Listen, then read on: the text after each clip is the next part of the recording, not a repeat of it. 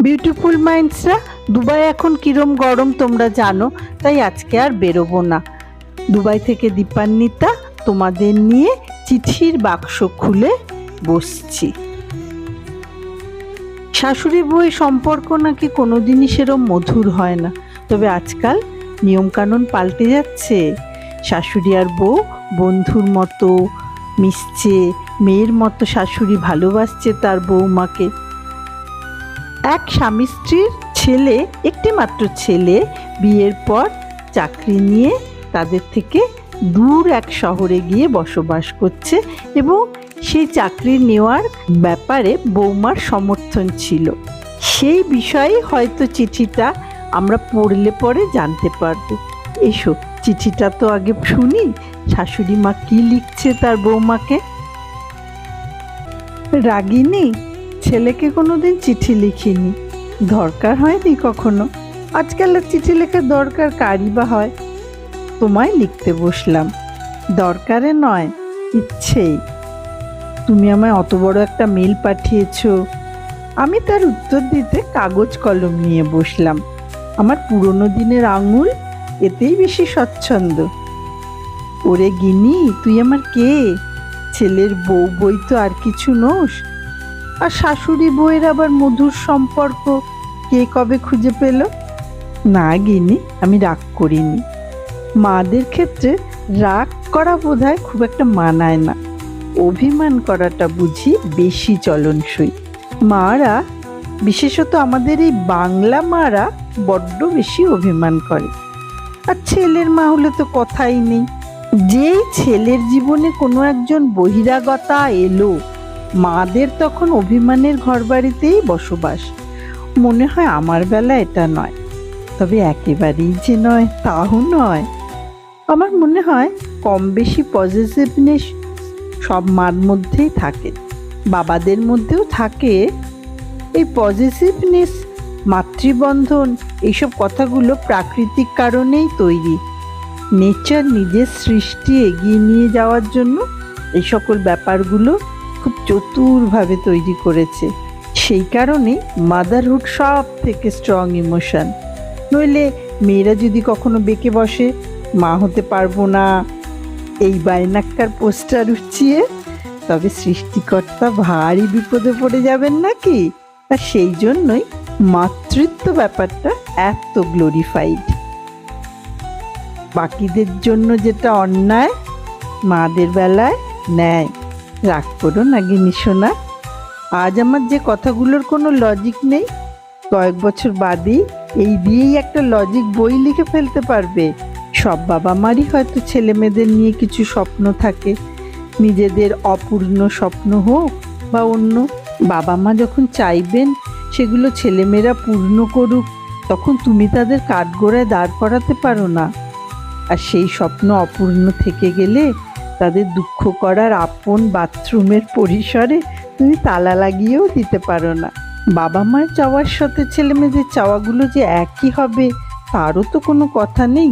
এই এত কিছু কথা অকথা টানা পড়ে নেই হয়তো মান অভিমান জায়গা করে নেয়, বাষ্প জমিয়ে তোলে। কখনো কখনো তারপর বর্ষণ শুরু হয়। বাবা মাদের একটা মুশকিল কি জানো গিনি রানী? ছেলে মেয়েদের বাদ দিলে তাদের জীবন বলে কিছু থাকে না।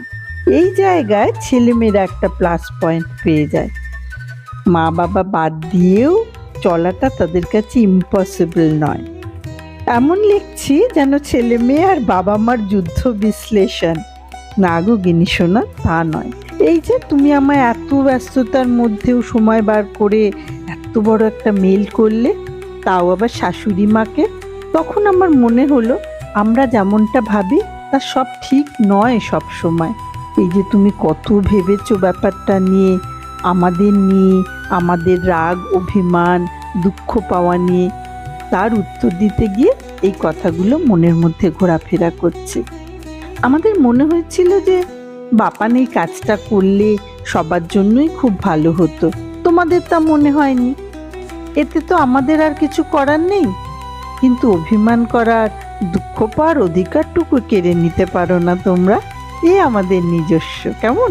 আর তোমার তো গিল্টি ফিল করার কিছু নেই, এটা তো ফাইনালি তোমার ডিসিশন নয়। বাপানের চাকরি, তার ডিসিশন, প্রথম ও শেষে তো ওই নিচ্ছে। হ্যাঁ, তুমি হয়তো তোমার মতামতটা জানিয়েছো, যেটা কিনা বাপানের ফরে আর আমাদের এগেনস্টে গেছে। সময়ের সাথে সাথে যেমন অনেক কিছু পাল্টে যায়, আবার এমন কিছু আছে সেই কবেকার মতো একই রকম থেকে যায়।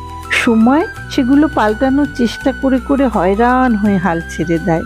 সেই রকমই মা হওয়ার, বাবা হওয়ার নানান অভ্যাস, বদ অভ্যাসগুলো কিছুতেই পাল্টায় না।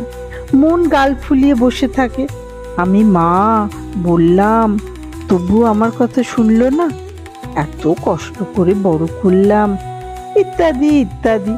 যদি ওই কষ্ট করে বাচ্চা বড় করার দলে কিন্তু আমি একদম নেই।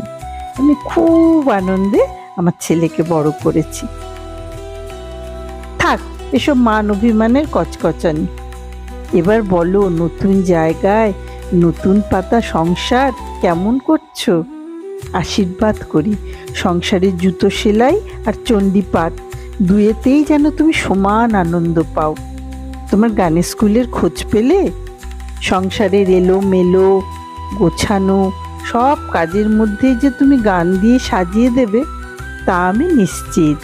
ফোনে তো রোজ কথা হয়ই, আর যে কথা ফোনের তরঙ্গ বেয়ে আসা যাওয়া করতে পারে না, সেই কথার জন্য আজও রাজা ডাকঘর খুলে বসে আছেন। আমরা না হয় শাশুড়ি বউয়ে মিলে অমল বালিকা হলাম। তুমি একদম মন খারাপ করো না, মনের অপরাধ বোধটুকু ফু দিয়ে উড়িয়ে দাও, সব ঠিক হয়ে যাবে। অনেক আদর নিও, নিজেদের যত্ন নিও, খুব ভালো থেকো। তোমরা ভালো থাকলেই আমরা ভালো থাকবো। শুভেচ্ছায় শাশুড়ি মা নয়, শুধু মা লিখলাম। কেমন লাগলো আজকালকার শাশুড়ি মায়ের চিঠি পড়ে? তোমরাও কিন্তু লিখে ফেলো, মেল করে লিখো, ফেসবুকে লিখো, হোয়াটসঅ্যাপে লিখো, যেখানেই হোক লিখে ফেলো। চিঠিকে নাকি মনের আয়না বলে, যেখানে মানুষ তার মনের ছবি অন্যের সঙ্গে নিজের সম্পর্কের ছবি দেখতে পায়। চিঠি লেখার সঙ্গে সঙ্গে কিন্তু আমার চ্যানেলটা সাবস্ক্রাইব করতে ভুলো না, এখনো যারা করোনি তারা। অন্যদের সঙ্গে শেয়ার করো, লাইক দিও। আজকের মতো টাটা।